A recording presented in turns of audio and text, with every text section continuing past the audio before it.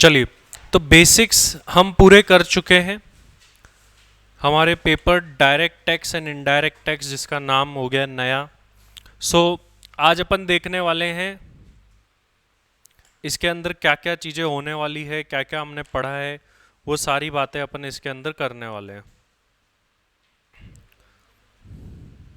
चलिए स्टार्ट करते हैं। तो आज हम करने वाले हैं रिवीजन हमारे बेसिक्स ऑफ डायरेक्ट टैक्स का, और इसमें काफ़ी सारे बेसिक्स इनडायरेक्ट टैक्स के भी है जो कि दोनों में कॉमन होते हैं, जैसे what is tax, articles and all common भी है। तो चलिए शुरू करते हैं और देखते हैं कि इसके अंदर हमने क्या क्या पढ़ा था एक बार फटाफट से। देखिए, सबसे पहले हमने इस चैप्टर में क्या पढ़ा था कि सर सबसे पहले तो सिलेबस देखा था कि भाई कैसा एग्जाम पैटर्न होने वाला है। डिटेल सिलेबस तो मैंने बताया था कि इसी के अंदर अपन को पढ़ना है। तो सबसे पहली बात जो हमने पढ़ी थी वो पढ़ी थी व्हाट इज टैक्स, टैक्स क्या होता है। तो उसमें अपन ने क्या देखा था, tax is compulsory extortion of money under any law और स्टेट्यू। टैक्स वो पैसा है जो कि कंपलसरीली लिया जाता है और अंडर एनी लॉ और स्टेट्यू किसी कानून के अंतर्गत रह करके लिया जाता है। ये हमने पढ़ा था, ठीक है। फिर हमने जाना था कि आखिर टैक्स लेगा कौन और अंडर एनी लॉ क्यों लिखा है। तो हमने पढ़ा था एक आर्टिकल 265। आर्टिकल 265 में क्या लिखा था, no tax shall be levied और collected except any authority of law. कानून की इजाजत के बिना ना तो कोई टैक्स लगाया जाएगा, चार्ज किया जाएगा, और ना ही कलेक्ट किया जाएगा। यह आर्टिकल 265 के अंदर लिखा हुआ था। उसके बाद में एक समस्या आई थी हमारे पास में कि सर आखिर टैक्स लेगा कौन। इसके सॉल्यूशन के लिए क्या बनाया गया था, आर्टिकल 246। आर्टिकल 246 के अंदर क्या बनी हुई थी, तीन लिस्ट आप देखेंगे तो एक यूनियन लिस्ट थी, एक स्टेट लिस्ट थी और एक कॉन्करेंट लिस्ट थी। यूनियन लिस्ट में सेंट्रल गवर्नमेंट को एक्सक्लूसिव पावर दी गई थी, स्टेट लिस्ट में स्टेट गवर्नमेंट को एक्सक्लूसिव पावर थी, कॉन्करेंट में दोनों को मिक्स्ड पावर थी, दोनों को एक साथ मिलकर के भी काम करना होता था। फिर हमने देखा था कि सर इनकम टैक्स की पावर कहां से आती है। तो इनकम टैक्स की पावर कहां से आती है, यूनियन लिस्ट की एंट्री नंबर 82 जब हम जाकर के पढ़ते हैं तो वहां पर लिखा हुआ था taxes on income other than agriculture income, ठीक है। ये वहां पर लिखा हुआ था। तो हमको पता चला कि सर जो इनकम टैक्स की पावर है वो यूनियन लिस्ट की एंट्री नंबर 82 में और सेंट्रल गवर्नमेंट लगाती है। फिर हमने स्टेट लिस्ट भी पढ़ी थी। तो स्टेट लिस्ट की एंट्री नंबर 46 में लिखा था टैक्सेस ऑन एग्रीकल्चर इनकम। तो यूनियन लिस्ट में लिखा हुआ था अदर देन एग्रीकल्चर इनकम, तो एग्रीकल्चर इनकम पर टैक्स लगाने की पावर एंट्री नंबर 46 से स्टेट गवर्नमेंट्स के पास में जाती है। स्टेट लिस्ट में ये लिखा हुआ है। तो ये अपन ने कॉन्स्टिट्यूशनल पावर्स देख ली थी, यहां से एमसीक्यू बन सकता है। फिर हमने पढ़ा था कि डायरेक्ट टैक्स और इनडायरेक्ट टैक्स में सर क्या डिफरेंस होता है। हमने देखा था कि डायरेक्ट टैक्स जो है वो इनकम पर चार्ज होता है और इनडायरेक्ट टैक्स वहीं गुड्स एंड सर्विसेज पर चार्ज होता है। डायरेक्ट टैक्स का बर्डन ऑफ पास ऑन नहीं कर सकते हो, इनडायरेक्ट टैक्स का बर्डन पास ऑन किया जा सकता है। अपन ने डिटेल एग्जाम्पल के थ्रू देखा था कि कैसे कैसे जो है बर्डन पास ऑन होता है। इसके अलावा हमने देखा था कि डायरेक्ट टैक्स जो है वो प्रोग्रेसिव इन नेचर है, indirect tax regressive in nature था। ऐसा क्यों था, डायरेक्ट टैक्स में क्या होता है, जैसे जैसे इनकम बढ़ती है वैसे वैसे टैक्स और उसकी रेट्स भी बढ़ती रहती है। वहीं इनडायरेक्ट टैक्स में अमीर हो गरीब हो कोई भी हो सबके लिए टैक्स की रेट सेम रहा करती थी, ठीक है। ये अपन ने पढ़ा था डिफरेंस। फिर कुछ एग्जांपल्स देखे थे और एक दो छोटे मोटे डिफरेंसेस और थे। ये अपन ने डायरेक्ट इनडायरेक्ट के डिफरेंस पढ़े थे। इसके बाद में अपन ने अगला टॉपिक पढ़ा था सोर्सेज ऑफ इनकम टैक्स, कि जब हम इस सब्जेक्ट को पढ़ेंगे जिसका फर्स्ट इस सब्जेक्ट का पहला पार्ट क्या है, डायरेक्ट टैक्स इनकम टैक्स, जब हम उसको पढ़ेंगे तो ये जो प्रोविजन है, जो भी बातें हैं वो कहाँ लिखी हुई है, आखिर वो कहाँ से आएगी। तो हमने देखा था कि हमारे टोटल कितने सोर्स है, 6 सोर्स है। सबसे पहला और मेन और basic source of income tax होता है इनकम टैक्स एक्ट 1961, क्योंकि हमने पढ़ा था आर्टिकल 265 में भी कि कोई भी टैक्स लेना है तो कानून बनाना पड़ता है। तो इसी वजह से सरकार ने इनकम टैक्स लेने के लिए इनकम टैक्स एक्ट 1962 बनाया। तो हमारा जो सबसे पहला और मेन और बेसिक सोर्स होता है जहां पर हमारी 90% ऑफ द बातें लिखी हुई, वो क्या है, इनकम टैक्स एक्ट 1962।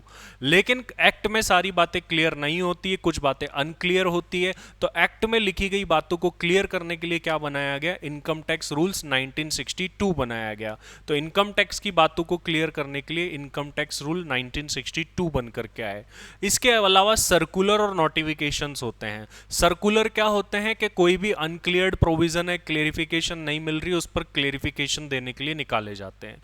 वही नोटिफिकेशन क्यों निकाली जाती थी कि आपको कोई भी प्रोविजन ऐड या डिलीट करना है, इसलिए नोटिफिकेशन निकाली जाती है। इसके अलावा हमने देखा था कि हर साल एनुअल बजट आता है जिसको हम फाइनेंस एक्ट बोलते हैं, वहां से भी जो चेंजेस आते हैं वो हर साल हमारे लिए एप्लीकेबल हो जाते हैं। हम लोगों के ऊपर कौन से साल का बजट एप्लीकेबल होगा, 2022 का। तो फाइनेंस एक्ट 2022 हमारे ऊपर एप्लीकेबल होने वाला है और इसका एग्जाम पहला कब लगेगा, जून 2023 में, जो हम देने वाले हैं। इवन जून 2023 और दिसंबर 2023 दोनों में सेम ही रहता है, हर साल जून में बदलता है फाइनेंस एक्ट। तो जून और दिसंबर में एज सच सेम प्रोविजन लगते हैं, दोनों में डिफरेंस नहीं होता है। तो जून 2023 और दिसंबर 2024 में सेम रहने वाले हैं। अगला और लास्ट हमारा सोर्स क्या था, वो था केस लॉज। केस लॉज क्या थे कि मान लीजिए किसी पर्टिकुलर टॉपिक से रिलेटेड डिस्प्यूट हो गया, कोर्ट में चला गया, तो अब क्या हो, तो कोर्ट जो उस टॉपिक पर डिसीजन सुनाएगा वही आगे के सेम टॉपिक्स पर एप्लीकेबल रहेगा, वही सेम बात मानते रहेंगे। तो ये टोटल 6 सोर्स थे। अगर आपसे कभी पूछ ले which of the following is the basic source of income tax, तो आप फर्स्ट वाला इनकम टैक्स एक्ट 1961 बताएंगे। इसके बाद में हमने एक एडमिनिस्ट्रेशन देखा था छोटा सा, कि आखिर इनकम टैक्स डिपार्टमेंट कैसे काम करता है, हायरार्की क्या है। ये ब्रॉड था, इसमें ज़्यादा डिटेल में नहीं था, मतलब नैरो था, ये टॉपिक छोटा सा अपन ने पढ़ा था। सबसे ऊपर आती है मिनिस्ट्री ऑफ फाइनेंस, मतलब एट द एंड भारत का सारा भी पैसा, बजट कौन बनाता है, फाइनेंस मिनिस्ट्री। तो पैसा भी कहाँ जाता है, फाइनेंस मिनिस्ट्री के पास में ही जाता है। तो सबसे ऊपर आती है ministry of finance. Ministry of finance ने अपने अंडर में एक डिपार्टमेंट बना रखा है जिसका नाम है डिपार्टमेंट ऑफ रेवेन्यू। इस डिपार्टमेंट का काम क्या है, पैसा इकट्ठा करके लाना टैक्स का। अब इस डिपार्टमेंट ने आगे अपने अंडर में 2 डिपार्टमेंट बना रखे हैं, एक सीबीडीटी, एक CBIC. CBDT stands for central board of direct taxes, CBIC central board of indirect taxes and custom. CBDT direct tax से रिलेटेड कलेक्शन, प्रोविजंस, ये सारा देखता है। सीबीआईसी इनडायरेक्ट टैक्स से रिलेटेड देखता है। ये दोनों पैसा इकट्ठा करके डिपार्टमेंट ऑफ रेवेन्यू को देते हैं और डिपार्टमेंट ऑफ रेवेन्यू आगे भारत सरकार की मिनिस्ट्री ऑफ फाइनेंस को पहुंचा देता है। इसके बाद में हमने स्टार्ट करा था इनकम टैक्स एक्ट 1961 को। इसमें हमने सबसे पहला सेक्शन पढ़ा था। सबसे पहला section short title and commencement का होता है, मतलब ये बताता है कि इस एक्ट का नाम क्या होगा, कहाँ एप्लीकेबल होगा, कब से एप्लीकेबल होगा। तो सेक्शन 1 में हमने क्या पढ़ा था, this act will be known as income tax act 1961। It will be applicable to whole of India including the state Jammu and Kashmir from 1st April 1962। तो इसका मतलब क्या निकला था, इसका मतलब ये था कि सर इस एक्ट का नाम जो है इनकम टैक्स एक्ट होगा, ये पूरे भारत में एप्लीकेबल होगा और 1 अप्रैल 1962 से एप्लीकेबल हो गया था। इसके बाद में हमने शुरुआत करी थी सेक्शन 2 की। सेक्शन 2 जब हमने पढ़ा था तो हमने देखा था कि एक्ट को कैसे पढ़ा जाता है, एक्ट कैसे लिखा जाता है, ये भी अपन ने एक छोटा सा टॉपिक देख लिया था। सेक्शन 2 के अंदर अलग अलग डेफिनेशंस थी। सबसे पहला क्या था, सेक्शन 2 क्लोज 7। हमने सब सेक्शन क्यों नहीं बोला, क्लोज क्यों बोला, इसका रीजन भी हमने देखा था रेगुलर क्लास में। हमने देखा था ये सब डेफिनेशन अल्फाबेटिकली चलती, इनका आपस में कोई कनेक्शन नहीं होता है। जब कनेक्शन वाली बातें चल रही हो तब तो ब्रैकेट वाली चीज क्या होती है, सब सेक्शन, और आपस में कोई कनेक्शन नहीं है तो वो क्या होते हैं, क्लोज होते हैं। ठीक है, तो सबसे पहली डेफिनेशन थी असेसी की। असेसी का मतलब क्या, ऐसा व्यक्ति जिसको रिटर्न फाइल करना है, टैक्स पे करना है या कोई अदर पेनल्टी पे करनी है। सिंपल भाषा में जैसे पढ़ने वाले बच्चों को हम स्टूडेंट्स बोलते हैं, वैसे ही टैक्स भरने वालों को असेसी बोला जाता है, जो भी कंप्लायंस करते हैं वो। उसके बाद में हमने सेक्शन 2 क्लोज 9 असेसमेंट ईयर और इसी के साथ साथ सेक्शन 3 प्रीवियस ईयर, 2 सेक्शन हमने एक साथ पढ़े थे। सेक्शन 2 क्लोज 9 जो असेसमेंट ईयर था वो क्या बोलता था, असेसमेंट ईयर क्या होता है, it is just subsequent year of previous year. वहीं प्रीवियस ईयर क्या बोलता है, it is just preceding year of assessment year. लेकिन अब इनमें हमने क्लेरिफिकेशन भी दिया था। इनकम टैक्स 2 सालों के कंसेप्ट पर चलता है। पहले हम 1 साल आराम से इनकम कमाते हैं, देन अगले साल उस इनकम को कैलकुलेट करके असेस करके टैक्स पे करते हैं। जिस साल में हम इनकम कमाते हैं उस साल को हम बोलते हैं प्रीवियस ईयर, और जिस साल में असेस कैलकुलेशन करके टैक्स पे करते हैं उसको हम क्या बोलते हैं, असेसमेंट ईयर बोलते हैं। अब इसके अंदर हमको एक और बात देखनी थी कि सर हमारा जो असेसमेंट ईयर है वो तो ऑलवेज 12 महीनों का ही होता है, but previous year can be less than 12 month. हमारे प्रीवियस ईयर असेसमेंट ईयर क्या होंगे भाई? प्रीवियस ईयर क्या होगा हमारा? 22-23, और असेसमेंट ईयर 23-24 होने वाला है, ये अपन ने बात कर ली थी। और असेसमेंट ईयर जो है 12 महीने का होगा, प्रीवियस ईयर 12 से कम का भी हो सकता है। कब हो सकता है? जब बिजनेस ही बीच में स्टार्ट हुआ हो, इनकम का सोर्स ही साल के बीच में आया हो, तो कम का भी हो सकता है। ये हमने पढ़ लिए थे दोनों। इसके बाद में एक छोटा सा सेक्शन, सेक्शन 4 पढ़ा था। सेक्शन 4 क्या बोलता है? Section 4 is the charging section. यही वो सेक्शन है जो क्या लगाता है? इनकम टैक्स लगाता है। सेक्शन 4 क्या बोलता था? The person who earns income will pay income tax. जो भी पर्सन इनकम कमाएगा उसको इनकम टैक्स देना होगा। The person who earns income will pay income tax. ये क्यों पढ़ा था अपन ने? हमको एक पर्सन की डेफिनेशन पढ़नी थी। आखिर वो डेफिनेशन हमें क्यों पढ़नी है, उसका कारण जानने के लिए पढ़ा था। इस सेक्शन में क्या लिखा था कि जो भी पर्सन इनकम कमाएगा उसको इनकम टैक्स देना होगा।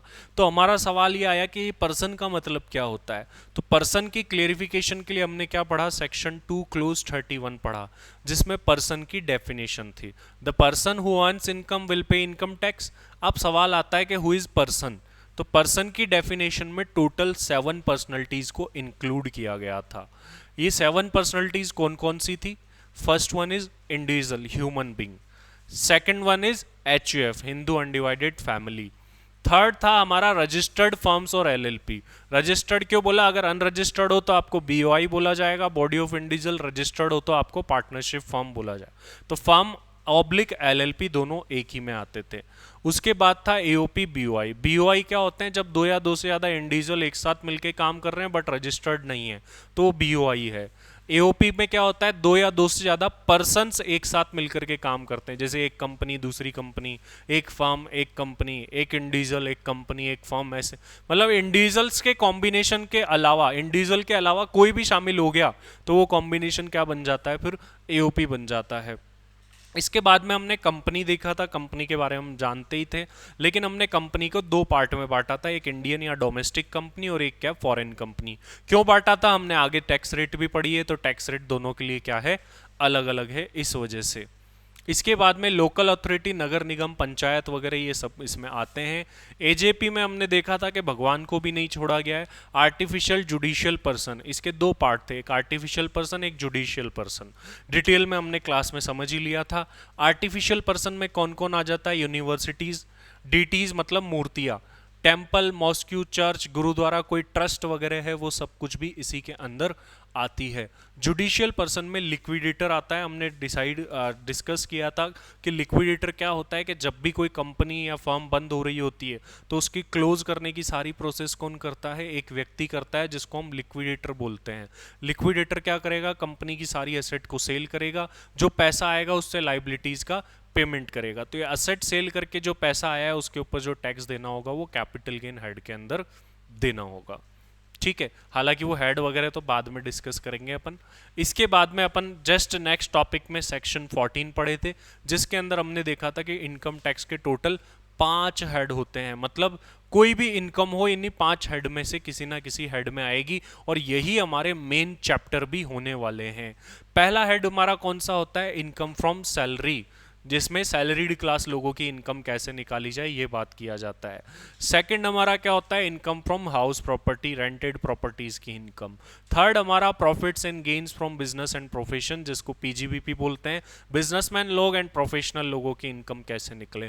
फोर्थ हमारा होता है इनकम फ्रॉम कैपिटल गेन, और फिफ्थ होता है इनकम फ्रॉम अदर सोर्सेज। तो सैलरी इन सेक्शन 15 से 17 तक रहने वाला है, हाउस प्रॉपर्टी 22 से लेकर 27 तक, PGBP 28 से लेकर के 44 तक रहने वाला है, कैपिटल गेन 45 से लेकर 55 तक रहने वाला है, अदर सोर्स 56 से लेकर 59 तक रहने वाला है। तो ये सारे के सारे टॉपिक्स और चैप्टर्स जो है हमको पढ़ने हैं आगे जाकर के। तो ये 5 हेड थे। इसके अलावा हमने एक थ्योरेटिकल टॉपिक भी यहाँ पर पढ़ा था, heads of income versus sources of income, दोनों में क्या डिफरेंस है वो भी हमने पढ़ा था। इसके बाद में फॉर्मेट देखा था अपन ने कि टैक्स निकलता कैसे है। तो हमने देखा था कि 5 हेड की इनकम ले ली जाती है, फिर उस इनकम में 3 एडजस्टमेंट कर दिए जाते हैं, एक क्लबिंग का, एक अनडिस्क्लोज इनकम का, एक set of and carry forward का, जिसके आगे चैप्टर आएंगे डिटेल में बात करेंगे। ये सेट ऑफ वगैरह सब करने के बाद में क्या निकलती है, gross total income. Gross total income में से डिडक्शन, ये भी एक चैप्टर है, वो दे दिए जाते हैं, तो क्या निकलती थी, टोटल इनकम। टोटल इनकम को हमें क्या करना होता है, round of under section 288A।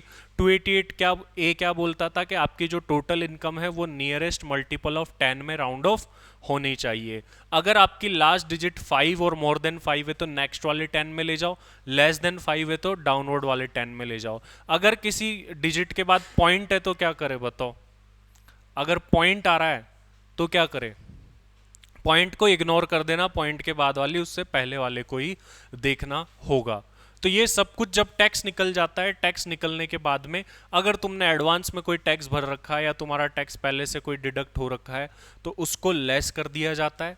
और वहीं अगर तुम्हारी कोई इंटरेस्ट, लेट फीस, एक्स्ट्रा भरने का कुछ बन रहा है तो उसको जो है यहाँ पर एड ऑन कर दिया जाता है। तो ये फाइनली तुम्हारी नेट टैक्स लाइबिलिटी बन जाती है। इसके बारे में अभी अभी डिस्कस करा, 288A एंड 288B दोनों सेक्शन के नंबर भी याद रखने हैं। तो वैसे ही सेक्शन याद रखना जरूरी है क्या, जितने याद होते उतने ठीक है, लेकिन जो मैं बता दूं याद रखना है वो तो रखना ही रखना है। तो ये 288A एंड 288B ऐसे ही सेक्शन है जिनको हमें याद रखना है। यहाँ पर से पास्ट में क्वेश्चंस पूछे गए हैं। सेक्शन 14 हमको याद रखना है और डेफिनेशन के 2-3 सेक्शन है वो भी हमको याद रखने हैं। अब इसके बाद में आगे चले तो हमने पढ़ा था कि आखिर टैक्स लाइबिलिटी कैसे निकाली जाती है, टैक्स रेट्स हमने देखी थी। टैक्स रेट्स में हमने देखा था सर अलग अलग एसईसीज के लिए अलग अलग टैक्स रेट है। सबसे पहले हमने देखा था sir individual, HUF, AOP, BOI, AJP, इनके ऊपर क्या लगती है, स्लैब रेट लगती है। वहीं firm, LLP and local authority, इनके ऊपर 30% की रेट से टैक्स लगता है फ्लैट। कंपनी में हमने दो पार्ट में बांट दिया था, एक होती है डोमेस्टिक, एक होती है फॉरेन। फॉरेन कंपनी पर क्या टैक्स रेट है, 40%। डोमेस्टिक और इंडियन कंपनी को हमने फिर से दो पार्ट में बांटा था, एक छोटी डोमेस्टिक कंपनी, एक बड़ी डोमेस्टिक कंपनी। छोटी कंपनी पर रेट कम है 25%, बड़ी कंपनी पर रेट ज्यादा है 30%। सर छोटी कंपनी से क्या मतलब, छोटी हमने हमारे कन्वीनियंस के लिए बनाया, एक्ट में ऐसे कोई नहीं लिखा हुआ स्मॉल और लार्ज। छोटी कंपनी हमने किसको बोला था, ऐसी कंपनी जिसका फाइनेंशियल ईयर, कौन से फाइनेंशियल ईयर में, 20-21 में टर्नओवर कहां तक रहा हो, 400 करोड़ तक। रेगुलर क्लास में हमने समझा था ये 20-21 क्यों लिखा गया है। हमारा प्रीवियस ईयर तो क्या है, 22-23, उसका ले नहीं सकते, वो साल आया नहीं था। उससे पिछले वाले साल के बुक्स ऑफ अकाउंट्स बन के कंप्लीट ही नहीं हुए थे, ऑडिट ही नहीं होते, तो वो भी नहीं ले सकते थे। तो हमको ऐसा साल लेना था जो क्लोज हो गया हो, ऑडिट भी हो गई हो, सब कुछ हो गया हो, उसी पे भरोसा कर सकते हैं, उसी के टर्नओवर पर। इसलिए उससे भी पिछले वाला साल जो है वहां पर लिया जाता था। अब हम बात करें individual, HUF, AOP, BI, AJP पर स्लैब रेट कैसे लगती है। तो हमारा जो पहला पार्ट था individual, HUF, AOP, BOI, AJP, और इंडिविजुअल रेसिडेंट वाला जिसकी एज 60 साल तक है और नॉन रेजिडेंट की एज कितनी भी है, ये पहला कॉम्बिनेशन था।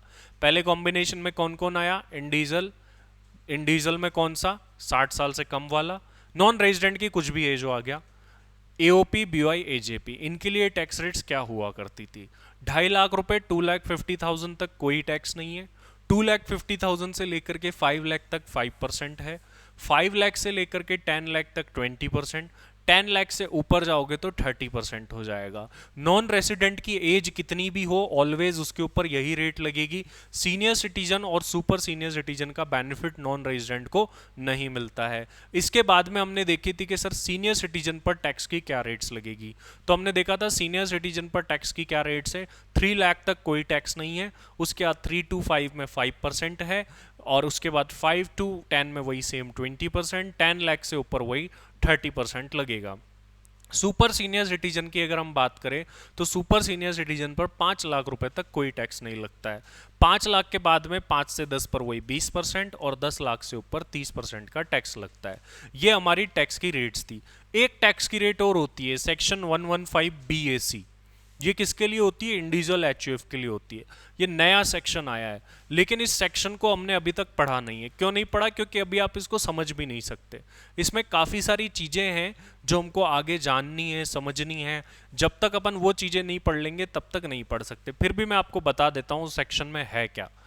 जो नया सेक्शन है 115 BAC, उसमें एक नई टैक्स रेट है जो ऑप्शन है, किसके पास ऑप्शन है? इंडिविजुअल के पास में, कि वो क्या कर सकता है, या तो ये टैक्स रेट जो अपन ने पढ़ी इनके साथ चला जाए, या फिर एक नई टैक्स रेट आई है उनके साथ भी जा सकते हैं। उसमें क्या है सर, उसमें देखो 2.5 लाख तक उसमें भी टैक्स नहीं है।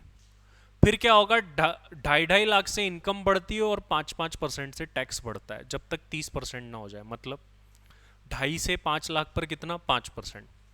5 लाख से लेकर 7,50,000 तक कितना है? 10%।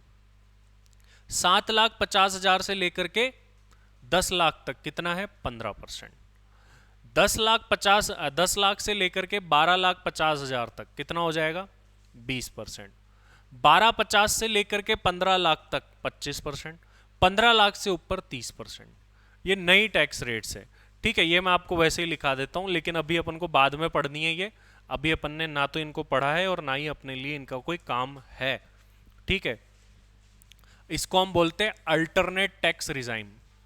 रेगुलर क्लास में मैंने नहीं बताया, क्योंकि ये टैक्स रेट वैसे तो दिख रही है आपको इतनी सी, लेकिन इसमें बहुत सारी बातें और है। तो ये जब तक तुमको पूरे हेड वगैरह नहीं पढ़ लिए ना, तब तक तुम इसको नहीं समझ पाओगे। तो अभी मैं बस ओनली शॉर्ट में इसको आपको बता रहा हूं कि इसके अंदर क्या है। अप टू 2,50,000 नील, कोई टैक्स रेट नहीं है। 2.5 लाख से लेकर के 5 लाख तक 5% है। 5 लाख से लेकर के 7,50,000 तक 10% है। 7,50,000 से लेकर के 10 लाख तक 15% है। 10 लाख से लेकर के 12,50,000 तक 20% है। 12,50,000 से लेकर के 15 लाख तक 25% है। और अबव 15 लाख जो है वो 30% है। ये टैक्स की रेट, ये अल्टरनेट टैक्स रिजाइम बोलते हैं, उसके अंदर है। अभी हमने बेसिक्स में इसको नहीं पढ़ा है, अभी अपन को आगे जाकर के इसको पढ़ना है। जब तक आप सब कुछ नहीं पढ़ लोगे तब तक ये टैक्स रेट नहीं समझ पाओगे। इसका नाम है अल्टरनेट टैक्स रिजाइम। ऑप्शनल है ये लेना, हालांकि इसको लेने में फ़ायदा बहुत ही कम लोगों को होता है। जनरली लोग वही नॉर्मल वाली टैक्स रेट ही लेते हैं।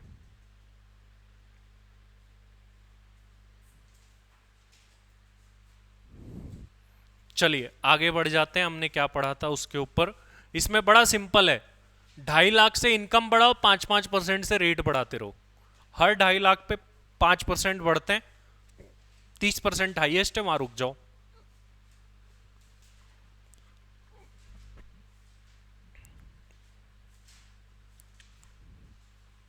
चलिए आगे बढ़ते हैं।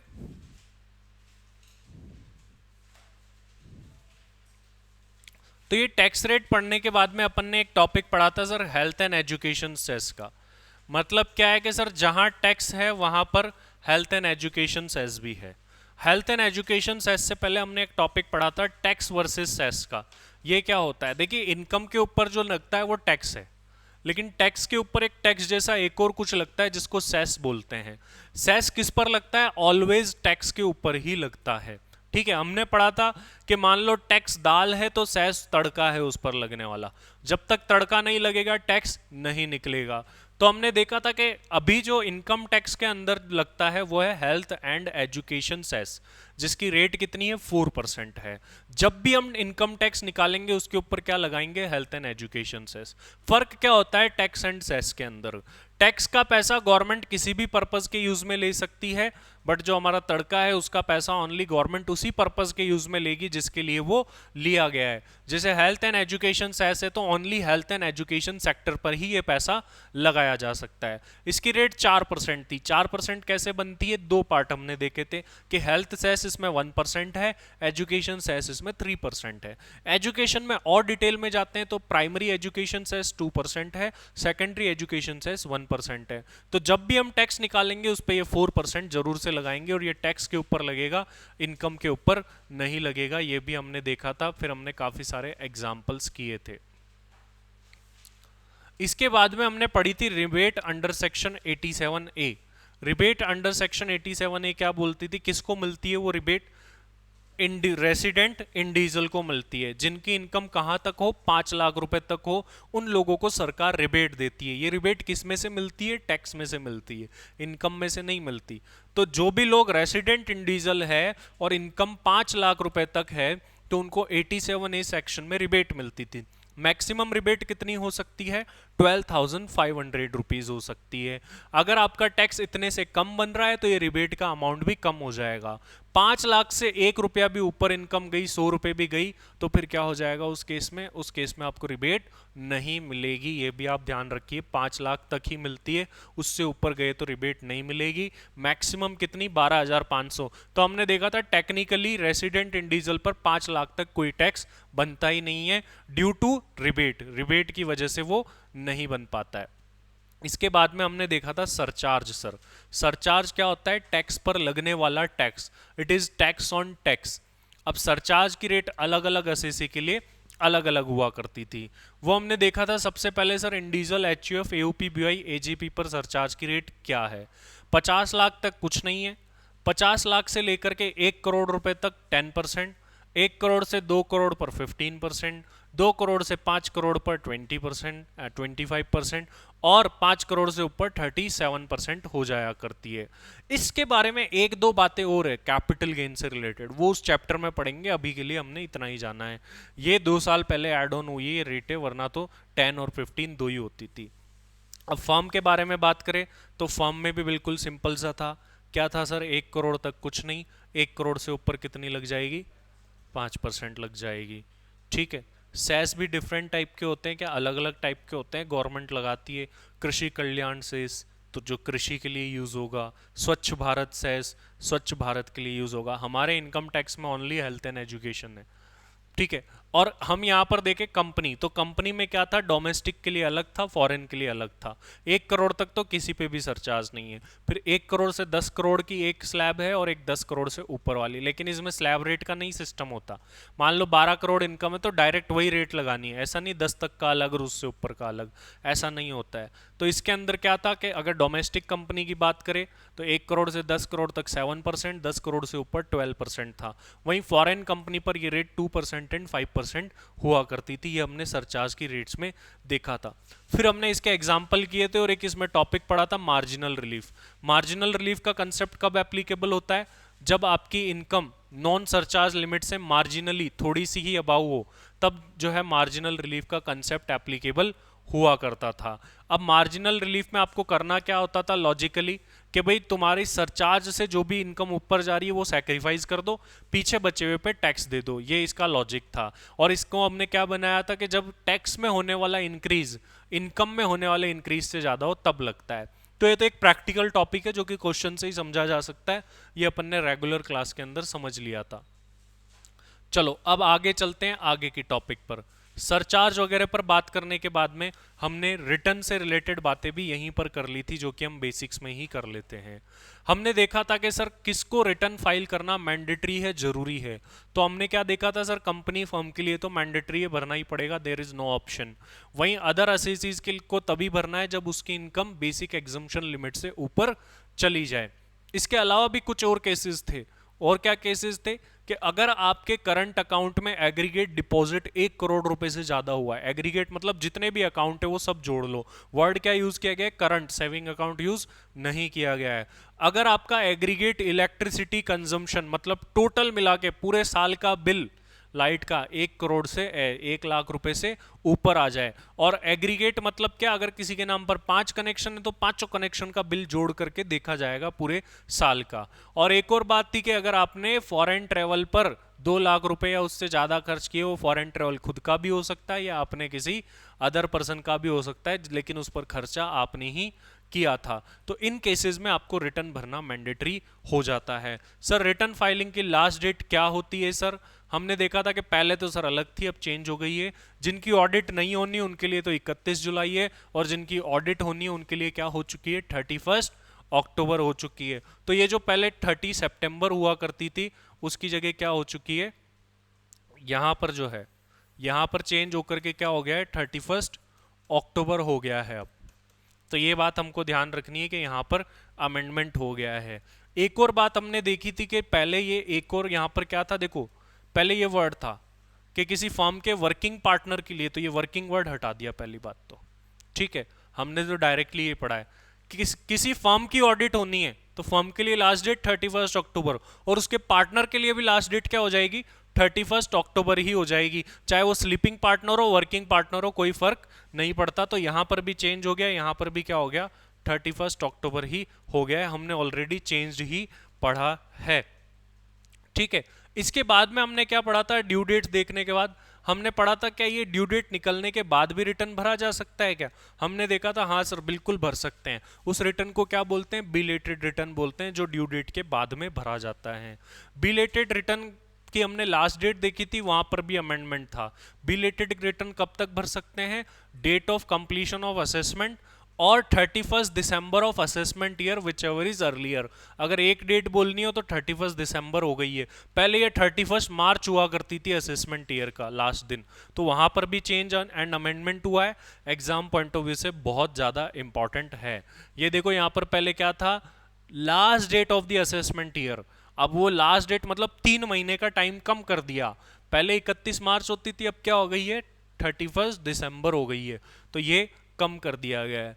क्या आपने एक बार जो रिटर्न भर दिया उसको रिवाइज कर सकते हो, बोला कभी भी करो, सोते जागते खाते पीते कितनी भी बार रिवाइज कर सकते हो, ठीक है। Yes, return of income can be revise, it can be revise any number of time, चाहे लॉस का रिटर्न हो तो भी रिवाइज किया जा सकता है। लास्ट डेट क्या है जो बिलेटेड की है वही इसकी है, मतलब 31 दिसंबर, और date of completion of assessment whichever is earlier, दोनों में से जो भी पहले आए वो लास्ट डेट हुआ करती थी, ठीक है। ये देख लिया था कितनी भी बार रिवाइज कर सकते हो, लॉस का रिटर्न भी रिवाइज, बिलेटेड रिटर्न भी रिवाइज हो सकता है। फिर हमने पढ़ा था डिफेक्टिव रिटर्न। डिफेक्टिव रिटर्न क्या होता है, जिसमें कुछ डिफेक्ट हो। डिफेक्ट कैसे हो सकता है, मान लो आपने टैक्स तो भरा ही नहीं और पहले ही रिटर्न भरने लग गए, तो आपका रिटर्न डिफेक्टिव मान लिया जाएगा। आपने जो टैक्स भरा था जिस चालान के थ्रू, वो चालान नंबर आपने रिटर्न में नहीं लिखा, तो वेरीफाई कैसे करेंगे कि भाई रिटर्न में जितना टैक्स बता रहे हो उतना तुम भर चुके हो, तब भी रिटर्न डिफेक्टिव हो जाएगा। बुक्स ऑफ अकाउंट्स वगैरह नहीं लगाए तुमने, बैलेंस शीट P&L, तो भी रिटर्न क्या हो जाएगा, डिफेक्टिव हो जाएगा। तुम्हारी ऑडिट हुई थी, तुमने ऑडिट रिपोर्ट नहीं लगाई, 44 AB में होती है इनकम टैक्स की ऑडिट, वो नहीं लगाई तो भी रिटर्न डिफेक्टिव हो जाएगा। तुम्हारी कॉस्ट ऑडिट हुई थी, कॉस्ट ऑडिट रिपोर्ट नहीं लगाई तो भी रिटर्न डिफेक्टिव हो जाएगा। अगर रिटर्न डिफेक्टिव हो जाता है तो क्या होगा सर, फिर तुम्हारे पास में डिफेक्टिव रिटर्न का नोटिस आएगा सेक्शन 139 सबसेक्शन 9 के अंदर। डिफेक्ट को ठीक करने के लिए कितने दिन का टाइम मिलेगा, 15 दिन का टाइम मिलेगा, जो कि एक्सटेंड भी कर सकता है इनकम टैक्स ऑफिसर। डिफेक्ट ठीक करने के 2 तरीके बताए थे मैंने, कि एक तो आपको पोर्टल पर जाओगे तो वहां पर आएगा सबमिट रिप्लाई, रिप्लाई सबमिट कर दो। दूसरा ऑप्शन क्या है, नया रिवाइज रिटर्न भर दो, ऑटोमेटिकली जो है आपका वो कंसीडर हो जाएगा। ये अपन ने डिफेक्टिव रिटर्न के अंदर सारी बातें देख ली थी। इसके बाद में हमने देखा था क्या सर, रिटर्न लेट फाइल करने पर पेनल्टी लगती है, इसमें भी क्या हो गया था, अमेंडमेंट हो गया था, ठीक है। लेट में भी कितना लेट जा सकते हो, 31 दिसंबर से लेट तो तुम जा ही नहीं सकते, ठीक है। लास्ट 31 दिसंबर तक ही भर सकते हो। अब 31 दिसंबर में अगर इनकम 5 लाख तक है तो 1000 की पेनल्टी, 5 लाख से ज्यादा है तो 5000 की, बस 2 ही पेनल्टी है। 10,000 वाला जो ये सिस्टम था ये हट चुका है, ये अमेंड हो चुका है। यहाँ पर भी देखो कितने सारे अमेंडमेंट यहाँ पर एक ही चैप्टर में आ गए। हमने यहाँ पर ये भी पढ़ा था कि किसी को रिटर्न फाइल करना जरूरी नहीं था, मैंडेटरी हो ही नहीं रहा था, फिर भी वो फाइल कर रहा है तो उसके ऊपर कोई पेनल्टी नहीं लगेगी। जैसे 2.5 लाख से कम इनकम है, रिटर्न फाइल कर रहे हो, कोई लेट फीस पेनल्टी आपको नहीं देनी पड़ेगी। एक हमने सेक्शन 139AA पढ़ा था कि आधार नंबर क्योट करना कहाँ जरूरी है, 2 जगह जरूरी है। पैन कार्ड की एप्लीकेशन में देना जरूरी है, इनकम टैक्स का रिटर्न भरोगे तब जरूरी है। और अब तो ऐसा हो गया है कि आप आधार नंबर पैन नंबर को इंटरचेंजेबली यूज कर सकते हो। पैन नहीं है तो आधार दे दो, आधार नहीं है तो पैन दे दो, ये भी इनकम टैक्स डिपार्टमेंट के अंदर अब हो गया है। हमारा पैन नंबर क्या होता है, कितने डिजिट का होता है, अल्फा न्यूमेरिक होता है। शुरू के कितने डिजिट, 5 डिजिट अल्फाबेटिकल होते हैं, 4 डिजिट न्यूमेरिकल, और लास्ट डिजिट जो है वो भी अल्फाबेटिकल होता था। इसके बाद में हमने पढ़ा था एक theoretical topic, revenue receipt versus capital receipt. Receipts के बेसिस पर था। रेवेन्यू रिसिप्ट्स क्या होती है, जो कि डे टू डे नेचर में रेगुलरली मिलती है। कैपिटल रिसिप्ट क्या होती है, जो कि रेगुलरली नहीं मिलती, कैजुअली कभी कभी मिल जाती है। हमने पढ़ा था कि इनकम टैक्स के अंदर सारी की सारी रेवेन्यू रिसिप्ट टैक्सेबल है। वो टैक्सेबल कब नहीं होगी, जब उसके लिए स्पेसिफिकली बोल दिया जाए। कैपिटल रिसिप्ट में उल्टा था, कैपिटल रिसिप्ट टैक्सेबल नहीं होती है, लेकिन वो टैक्सेबल होगी जब उसके लिए स्पेसिफिकली बोल दिया जाए। हमारे जो चार हेड है कैपिटल गेन को छोड़ करके, वो रेवेन्यू रिसिप्ट पर टैक्स लगाते हैं। कैपिटल गेन किस पर लगाता है? कैपिटल रिसिप्ट पर लगाता है। अच्छा, कोई ऐसी कैपिटल रिसिप्ट है जिसका नाम कैपिटल गेन में नहीं है, इसका मतलब उस पर टैक्स नहीं लगेगा, क्योंकि और कहीं पर तो बोला हुआ है ही नहीं। इसके बाद में हमने अगला टॉपिक पढ़ा था diversion of income versus application of income. Diversion और एप्लीकेशन में क्या फर्क था? डाइवर्जन ऑफ इनकम में अपन ने एक राइटर्स का एग्जांपल देखा था। चार राइटर ने मिलकर बुक लिखी थी। जो पब्लिशर था उसने जो रॉयल्टी का पैसा है वो ए को दिया था। ए ने खुद का 1 लाख रुपया रखा था, बाकी 1-1 लाख तीनों में बांट दिया था। तो diverting the income towards that person to whom it belongs is known as diversion of income. Income को उस व्यक्ति की तरफ डाइवर्ट कर देना जिसकी वो है, उसको डाइवर्जन ऑफ इनकम बोला जाता है। डाइवर्जन ऑफ इनकम पर टैक्स नहीं लगता है, हमने ये पढ़ा था। एप्लीकेशन ऑफ इनकम का मतलब क्या था? Applying the income towards the payment of liabilities. पैसे को खर्च करना अपने लाइबिलिटीज के पेमेंट के लिए एप्लीकेशन ऑफ इनकम कहलाता है। हम पैसा कमाते हैं तो उस पर ऑलरेडी टैक्स देना ही पड़ता है, तो एप्लीकेशन ऑफ इनकम टैक्सेबल होता था। फिर हमने इसके कुछ एग्जाम्पल्स देखे थे। इसके बाद में एक और थ्योरेटिकल टॉपिक था जिसके अंदर tax management, tax planning, tax avoidance, tax evasion था। टैक्स मैनेजमेंट क्या था? कि इनकम टैक्स के प्रोविजंस को एज इट इज फॉलो कर लेना, प्रोसीजर है उसको फॉलो कर लो, टैक्स मैनेजमेंट कहलाता है। लेकिन इनकम टैक्स में provided rebate, reliefs, deduction, exemption का बेनिफिट उठाते हुए लीगली टैक्स लाइबिलिटी को कम करना टैक्स प्लानिंग कहलाता है। लेकिन तुम इनकम टैक्स के लूप होल्स का फायदा उठाते हुए टैक्स लाइबिलिटी को कम करते हो तो वो टैक्स अवॉइडेंस कहलाता है। लेकिन वहीं आप इनकम को अंडर रिपोर्ट या मिस रिपोर्ट करके टैक्स लाइबिलिटी को कम करते थे तो उसको टैक्स इवेजन कहते थे। टैक्स इवेजन इलीगल होता है, आप नहीं कर सकते। बाकी तीनों लीगल है। जैसे अब आपसे मैं पूछूं कि रिटर्न को ड्यू डेट तक भर देना, क्या है इनमें से? ड्यू डेट तक भर दिया आपने, फाइल कर दिया, क्या किया है आपने? टैक्स मैनेजमेंट किया है। अब आपने कोई डिडक्शन प्रोवाइड थी, वो डिडक्शन क्लेम कर ली, क्या किया है? मैंने प्लानिंग कराया। और लूप होल था उसका फायदा उठा लिया, टैक्स अवॉइडेंस किया। और इनकम छुपा दी तो टैक्स इवेजन। और इसके बारे में अपन ने छोटे मोटे और भी डिफरेंसेस देखे थे। फिर हमने एक्सेप्शंस ऑफ सेक्शन 3 देखे थे, जिसमें अलग अलग टाइप की कहानियां थी। हम एक्सेप्शन ऑफ सेक्शन 3 इसको क्यों बोलते थे? कि सेक्शन 3 बोलता है कि जिस साल में तुम कमाओगे, प्रीवियस ईयर का सेक्शन है, ठीक है, पहले इनकम कमा लो प्रीवियस ईयर में, असेसमेंट ईयर में टैक्स देना है। लेकिन ये ऐसे केसेस है जिनमें previous year assessment year same होता है, जिस साल में कमाओ उसी साल में टैक्स देना होता है। पहला सेक्शन देखोगे तो सेक्शन 172 यहाँ पर देखने को मिलेगा, income of non resident who is involve in shipping business. उसमें देखा था तुम तो ठहरे परदेसी, ठीक है, वो नॉन रेसिडेंट है, यहाँ इंडिया में आ रहा है, शिपिंग का बिजनेस कर रहा है, बोला तुम तो वापस चले जाओगे, तुमसे कहाँ टैक्स ढूंढते फिरेंगे, इसलिए तुमको टैक्स अभी ही दे देना है। उसके बाद में हमने सेक्शन 174 देखा था, जो कि बोलता है कि अगर कोई व्यक्ति इंडिया में था अभी तो, लेकिन अब वो इंडिया को परमानेंटली या लॉन्ग ड्यूरेशन के लिए छोड़ करके जा रहा है, तो उस सिचुएशन में भी क्या बोला कि इनसे टैक्स अभी ले लो, कल होना हो वापस आए या ना आए कोई भरोसा नहीं है। सेक्शन 174 ए देखा था, जिसमें बोलता है bodies formed for short duration, ऐसे बिजनेसेस जो कि कम ड्यूरेशन के लिए बनाए गए थे, जैसे जॉइंट वेंचर, एक बिजनेस, एक ब्रिज बनाना था उसके लिए जॉइंट वेंचर बनाया, जैसे ये होगा खत्म काम, तो ऐसों को हाथों हाथ टैक्स ले लो, उनको समय मत दो ज्यादा। इसके बाद में हमने देखा था section 175 income of a person who is likely to transfer is property with an और income with an intention to avoid tax. इसमें देखा था अगर इनकम टैक्स डिपार्टमेंट को ऐसा लगता है कि ये व्यक्ति अपनी इनकम या प्रॉपर्टी को ठिकाने लगा सकता है, किस उद्देश्य से? ताकि इसका जो है टैक्स बच जाए, टैक्स अवॉइड हो जाए, तो उससे भी इसी साल में असेसमेंट करके टैक्स ले लिया जाता है। लास्ट था इनकम ऑफ डिसकंटिन्यूड ऑपरेशन, ऐसे ऑपरेशन, ऐसे बिजनेस जो कि बंद हो चुके हैं, पहले चल रहे थे लेकिन अब बंद हो गए, उनसे भी टैक्स अभी ही ले लो। इसके अलावा बस कुछ अदर जनरल इंपॉर्टेंट नोट थे, अपना ये चैप्टर था। इसमें छोटे मोटी चीजें एक और रही है, वो मैं आपको बता देता हूं। एक होती है एमएमआर। एमएमआर क्या है? Maximum marginal rate. मैक्सिमम किस रेट से टैक्स लगता है, ये चेंज होती रहती है। अभी एमएमआर आपसे पूछ ले कोई क्वेश्चन में, एमसीक्यू आ सकता है, एमएमआर क्या है, एमएमआर निकालते कैसे?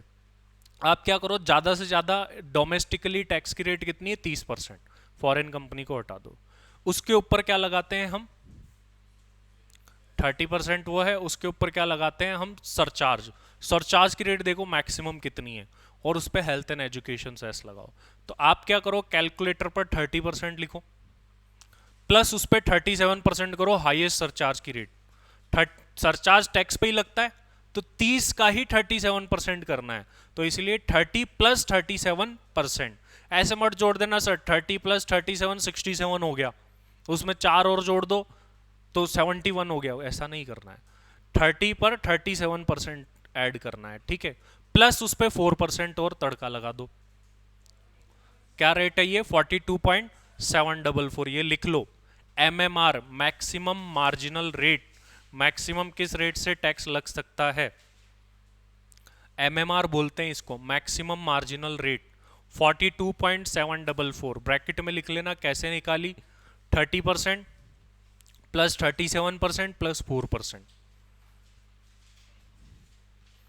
ये रही 744 है इसमें भी। ये पुरानी रेट से पहले भी हुआ करती थी, तो वो पुरानी रेट से अपन को ज़्यादा मतलब है नहीं, अपन को तो लेटेस्ट वाली पढ़नी है। एंड एक छोटा सा टॉपिक है अनडिस्क्लोज इनकम, काला धन पर टैक्स की रेट क्या है, ये रही। काले धन पर नॉर्मली टैक्स की रेट कितनी है, 60% है।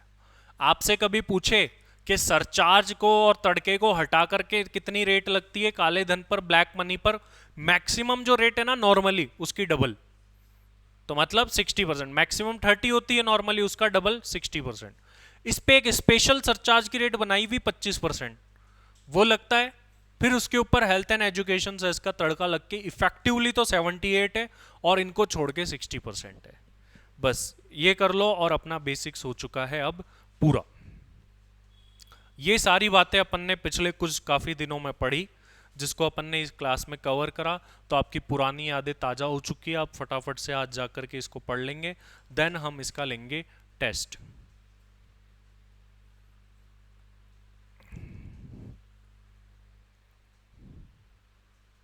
आज हम करेंगे इतना ही, बाकी मिलते हैं नेक्स्ट क्लास में।